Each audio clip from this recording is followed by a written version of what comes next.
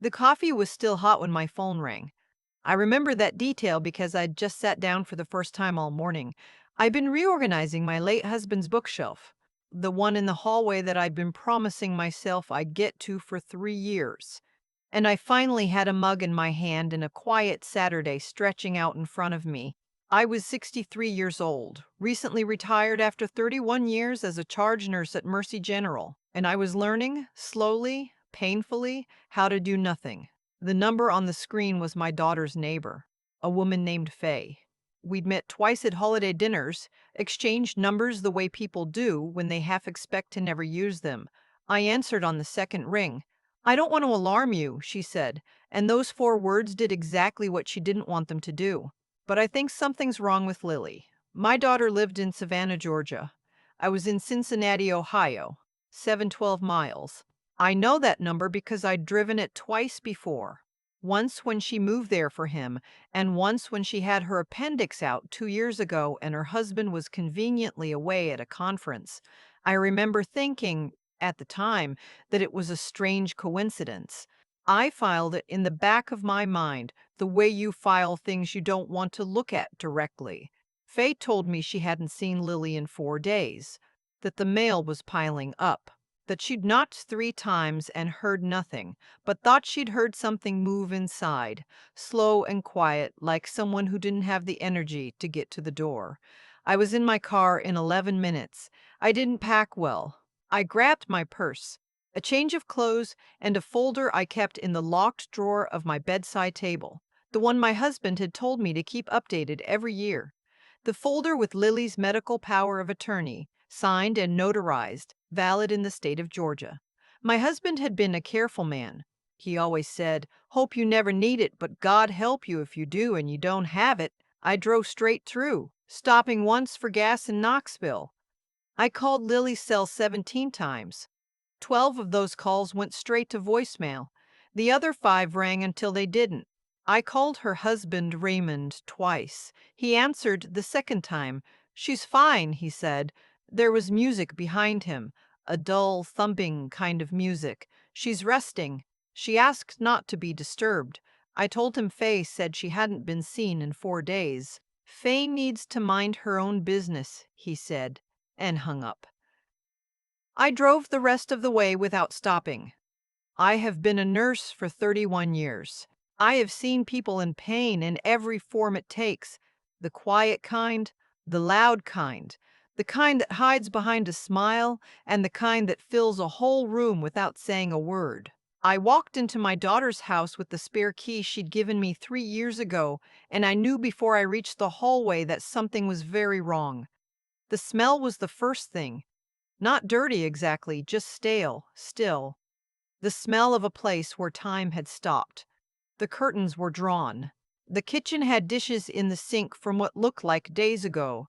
There was a pill organizer on the counter, the kind with compartments for each day of the week, and 3 days' worth of pills were still sitting untouched in their little plastic squares. I found her in the bedroom. She was in bed, but not sleeping. She turned her head when I came in and I saw her eyes, and I had to grip the door frame for a moment, just a moment, before I crossed the room and sat beside her. Her lips were cracked. Her color was wrong. Her breathing was shallow in a way that set off every alarm I had spent 3 decades training myself to hear. "Mom," she said. Just that. One word, and her eyes filled, and mine did too, but I didn't let myself cry. Not yet. Not then. I called 911 while I was still sitting next to her, holding her hand. The paramedics came in 8 minutes. By the time they assessed her, they were moving fast. The kind of fast that tells you, if you know how to read it, that they're worried. Severe dehydration, elevated heart rate, suspected sepsis from an untreated infection she told no one about because she hadn't had the energy to tell anyone, because no one had been there to tell. She'd been sick for at least 5 days. She'd been alone in that bed for at least 4 of them. They loaded her into the ambulance and I rode with her and I held her hand the whole way, and I did not think about Raymond yet. I made myself focus on Lily. That's what you do when you're a nurse and a mother at the same time. You triage. You deal with the most immediate emergency first. Lily was the most immediate emergency. Everything else could wait. She was admitted to St. Joseph's Hospital in Savannah at 2:17 in the afternoon. They put her on IV fluids and antibiotics immediately. The ER doctor, a young woman who reminded me of nurses I'd trained 20 years ago, pulled me aside after the first hour and told me Lily had been lucky. That another day, possibly less, could have changed the outcome significantly. I thanked her. I asked the right medical questions. I took notes the way I always had in the small spiral notebook I kept in my purse, and then I walked to the family waiting room, sat down in a plastic chair, and allowed myself 2 minutes to feel everything I'd been holding at bay for the last 7 hours. Then I took out my phone. Raymond still hadn't called, hadn't texted, hadn't shown up at the hospital. I texted him the name of the hospital and Lily's room number. I said, "Your wife is in the ICU. She nearly died. I'd appreciate a response." He read it. I could see the two check marks turn blue. He did not respond. I sat with that for a moment. Then I called Faye. "Thank you," I said when she picked up. "You saved her life." Faye started to cry. She told me she'd been worried for days, that she'd heard Lily coughing through the wall of their duplex 3 nights ago and had tried to check on her and gotten no answer. She told me Raymond had pulled out of the driveway on Tuesday morning with a large bag in the trunk. Tuesday morning. That was 6 days ago. Lily had been sick before he left. I would later learn from Lily herself, when she was strong enough to talk, that she'd told him she wasn't feeling well the night before, that she'd asked him to reschedule his trip, that he'd told her it was important, that she'd be fine, that she was always making things into a bigger deal than they needed to be. He left at 7 in the morning. He didn't call to check on her once. I am not a vengeful person. I want to say that clearly because what I did next might read that way, and I'd rather you understand the difference. Vengeance is about making yourself feel better. What I did was about making sure my daughter was protected. Those are not the same thing, even if they can look similar from the outside. I made some calls. The first call was to my attorney back in Cincinnati, a woman I'd hired after my husband died to help me sort through the estate, and who I'd kept on retainer because my husband had also been a careful man who told me, "Always have a lawyer you trust before you need one." I told her the situation. She listened without interrupting. Then she asked me two questions. Did Lily have a will? Did I have current medical power of attorney documentation with me? Yes to both. She told me what I could and couldn't do. She was clear about the limits. Medical POA was active because Lily was currently incapacitated and unable to advocate for herself. That gave me authority to make medical decisions and to communicate with her healthcare providers directly. It did not automatically give me financial authority, but it was a starting point, and it put me in the room where decisions were being made. Document everything, my attorney told me. Times, dates, what you observed when you arrived. Take photos if you haven't already. I had already done all of that. Old habits. The second call was to Lily's bank. I wasn't able to freeze anything. That wasn't my legal right at that point. But I was able to establish, with documentation, that I was Lily's medical POA and that I had concerns about her financial well-being while she was hospitalized. I asked them to flag any unusual transaction activity and to note our conversation. The woman I spoke to was professional and kind. She said she'd make note of it and suggested I speak with a family law attorney about next steps if my concerns escalated. They would. But first, I needed to find Raymond. That part didn't take long. Faye had seen Raymond loading his car on Tuesday. She'd also, bless her heart, taken a photo on her phone. Not to be nosy, she explained to me, but because something about it had nagged at her and she'd thought maybe she should have a record. In the photo, Raymond was putting a large duffel bag and what looked like a garment bag into the back of his car. He was smiling. He was on his phone. He looked like a man going somewhere he wanted to go. Lily had found some things in the weeks before she got sick. Small things, the kind you don't want to find. A second email account she stumbled on when his laptop autofilled the wrong address. Receipts she didn't recognize, tucked inside the cover of a book on the shelf. A hotel point statement for a property in Hilton Head that she'd never been to with him. She hadn't told me any of this when it happened. She'd been trying to work through it on her own, the way she always did, quietly, carefully, trying to be fair. That was my daughter, always trying to be fair. Raymond, I would learn, was in Hilton Head.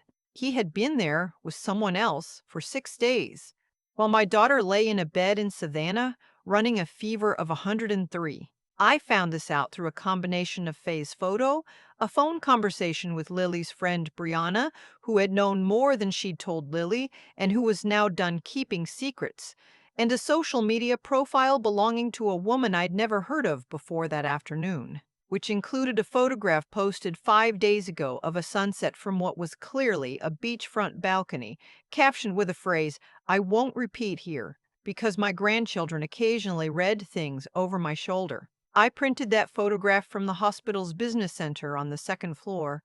I added it to the folder. Lily was moved out of the ICU and into a regular room on the third day. She still looked pale, still had the IV in her arm, still tired in that deep down way that takes a while to shake. But she was sitting up. She was talking. She ate half a bowl of soup and kept it down. Raymond had still not come. He'd sent one text on day 2 that said, "Heard you're in the hospital. Hope you feel better soon." No call. No visit. No explanation of where he was or when he was coming back. Lily read it and set her phone face down on the blanket and looked at the ceiling for a long time. "Mom," she said finally, "I need to tell you some things." "I know," I said. "Take your time." She told me about the email account, the receipts, the point statement. She told me about a conversation she'd had with Raymond 6 weeks ago when she'd confronted him with what she'd found, and he'd talked her down from it. Called it a misunderstanding, said the account was for work, said she was reading into things because she'd been anxious lately. She told me she'd believed him or had wanted to believe him, which is not the same thing but can feel like it for a while. She told me she'd been sick before he left, that she'd asked him to stay. She started to cry at that part, not loud crying. Lily's never been a loud crier, not since she was little. Just quiet tears running down her face while she kept her voice steady, the way you do when you've been practicing holding yourself together for a long time. I held her hand and let her talk. When she was done, I told her what I had found out, not all at once, gently, the way you deliver difficult information. You don't hand someone a grenade. You walk them toward it slowly so they have time to brace. By the end, she knew everything. She was quiet for a long moment. "What do I do?" she asked. "You rest," I said. "You get better. I'll handle the rest."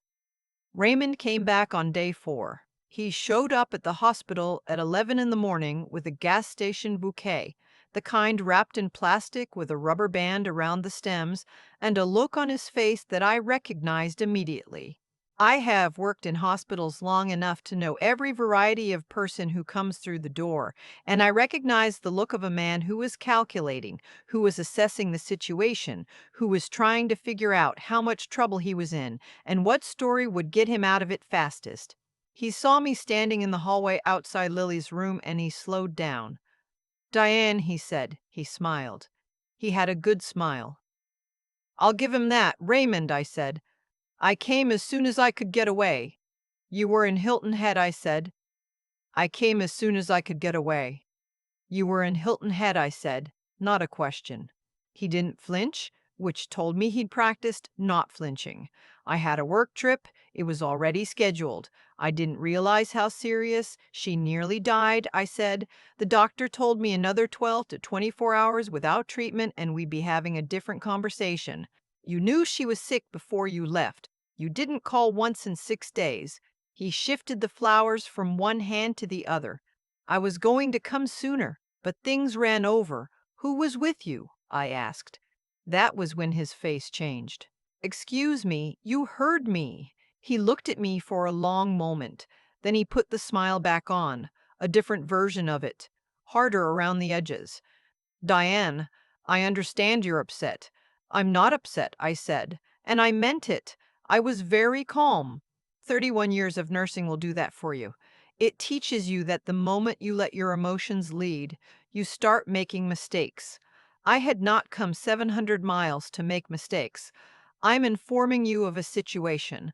My daughter is going to be fine. And when she is well enough to make decisions, she's going to make some. In the meantime, I am her medical power of attorney, and I've spoken with both her doctor and her attorney, and I'd like you to know that everything is being documented. He stared at me. You can go in and see her if she wants to see you, I said. That's her choice, not mine. He went in. He was in there for 9 minutes. I know because I watched the clock. When he came out, his face was different. Lily had told him, apparently, that she'd like him to give her some space while she recovered and that they would talk when she was home. She'd said it calmly and clearly, the way I'd raised her to say hard things. He left without the flowers. He'd set them on the tray table, and Lily had asked the nurse to put them in the hallway. The weeks after were not simple. I want to be honest about that because I've seen stories where everything resolves cleanly, where the villain walks away and the family heals and the credits roll, and that's not really how it works. What actually happened was slower and harder and more paperwork intensive than any story makes it sound. Lily came home to her house in Savannah 12 days after she was admitted. I stayed with her. I slept in the guest room and I made soup and I drove her to follow-up appointments and I helped her find a family law attorney who specialized in divorce in Georgia and who walked her through what her options were, what she was entitled to, and what the process would look like. Georgia is an equitable distribution state. What that means practically is that marital assets are divided fairly, not necessarily 50-50, but according to what the court considers just given the circumstances. Lily had worked for the first 4 years of their marriage. She'd stepped back to part-time when Raymond got his new position and they discussed her going back to full-time eventually, a conversation that had never quite happened. Their house was in both names. Their joint savings account had been drawn down significantly in the months before Lily was hospitalized. Her attorney flagged this early and filed the appropriate motions to trace where those funds had gone. Raymond hired his own attorney. Things got complicated in the way divorces get complicated, which is to say, slowly, expensively, and with a great deal of paper. But there were some things that were clear. The woman Raymond had been with in Hilton Head was not a work colleague. This was established without much difficulty. The hotel, the restaurant charges, the tickets to a concert, all of it on a credit card that was technically a joint marital asset. Lily's attorney noted all of it. The court would note all of it. Raymond had also, it turned out, been making transfers to a separate personal account for approximately 14 months. Lily's attorney brought in a forensic accountant. The number they eventually established was not small. I won't tell you every detail of how it resolved, because some of it is still private, and some of it belongs to Lily and not to me. What I will tell you is that she did not walk away with nothing. What I will tell you is that she walked away with the house because she had lived there and maintained it, and it was her home, and the court agreed. What I will tell you is that Raymond's attorney pushed for a great many things that the court did not grant. Justice is not always loud. Sometimes it's a judge signing a document on a Tuesday afternoon in a courthouse in Chatham County and a phone call where your daughter's attorney says it's done. She got the house. Lily is doing well now. I don't mean that in the way people say it when they're trying to wrap up a story neatly. I mean it in the specific, concrete way. Her last round of blood work was clean. She's back to working full-time as a graphic designer, from home, largely, which she loves because she can take breaks when she wants, and no one schedules meetings before 9 in the morning. She repainted the living room a color called sage mist that I personally think looks like the inside of an avocado, but it makes her happy, and she painted it herself on a Saturday with Faye helping and music playing, and I was there, and it was a good day. She has a garden now in the backyard. Small things, tomatoes, herbs, some kind of flowering plant that Faye gave her a cutting of. She's not a natural gardener, she'd be the first to tell you that, but she goes out there every morning and waters things and checks on them, and I think what she's really doing is practicing paying attention to living things that need her. Faye remains her neighbor and her friend. I sent Faye arrangement of flowers when the divorce was finalized. Real ones, not the gas station kind, and a card that said only, "Thank you for knocking on that door." She called me when she got them and we talked for an hour, the way women do when they've been through something together that doesn't require much explaining. I still have the folder, not because I need it anymore. Lily is fully capable of advocating for herself, and the legal matters are resolved. I keep it because my husband was right about having things in order before you need them, and because I am 63 years old and I spent 31 years in a profession that taught me over and over again that emergencies don't announce themselves, that the moments when people need you most are rarely the moments you planned for. My daughter almost died alone in her bed in Savannah while her husband watched the sun set over Hilton Head with someone else. She didn't, because a neighbor knocked on a door, and because a mother drove 700 miles without stopping, and because some paperwork signed and notarized on a Tuesday 3 years ago was sitting in a locked drawer waiting to do its job. Keep your paperwork in order. Know where your spare key is. Answer the phone when the neighbor calls. And if something feels wrong, that quiet, low feeling, the one that doesn't shout, the one that just sits at the base of your throat and waits, don't file it away. Don't tell yourself you're making things bigger than they are. Get in the car. I've been thinking a lot lately about the choices that don't announce themselves as choices. Raymond didn't wake up one morning and decide to become the kind of man who leaves his sick wife alone for 6 days. That's not how it works. It happened in smaller steps. A habit of putting himself first here, a lie smoothed over there, a pattern of making Lily feel like her concerns were too big, too dramatic, too much. Each one of those moments was a decision. And each one of them added up to a Tuesday morning when he loaded a bag into his car and drove to Hilton Head, while she lay in bed with a fever climbing toward something serious. That's the part people miss when they look at a situation like this from the outside. They see the ending, the hospital, the attorney, the divorce, and they think, how could someone do that? But it's never one thing. It's 100 small things chosen repeatedly that eventually become who you are. Lily is one of the most patient people I know.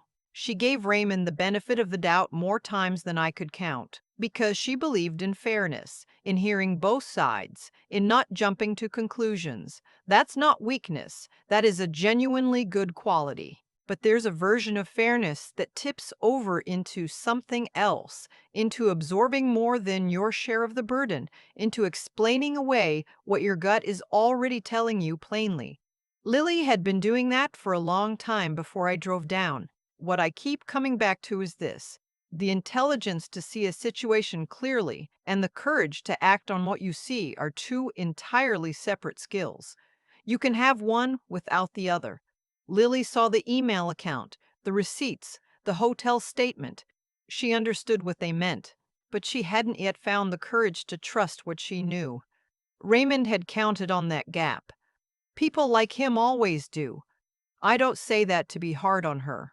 I say it because I've watched it happen to smart, capable women more times than I can count. In hospital rooms, in waiting areas, in the quiet spaces where people tell you things they haven't told anyone else. Intelligence doesn't protect you from a person who is skilled at making you doubt your own perception. What protects you is practice, the practice of trusting what you observe, of saying the hard thing out loud, of not waiting for more evidence when you already have enough. What Faye did, knocking on that door 3 times when she had no obligation to, was a form of moral courage, so simple it almost doesn't look like courage at all. She just paid attention to her neighbor. She noticed something was wrong, and she acted on it. That's it. And it changed everything. I think about that a lot, about how many moments in a day we notice something and choose not to act on it because it's not our business, because we're busy, because we don't want to be wrong. Faye could have talked herself out of that phone call. She didn't. There is a kind of strength that doesn't look like strength. It looks like keeping a folder in a locked drawer. It looks like driving through the night when you don't have all the information yet.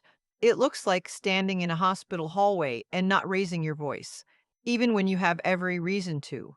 Lily had to grow into that kind of strength. The growing wasn't easy and it wasn't fast, but it happened. She waters her tomatoes every morning now. She painted her living room the color she wanted. She answers her phone on the first ring. That's not nothing. That's everything.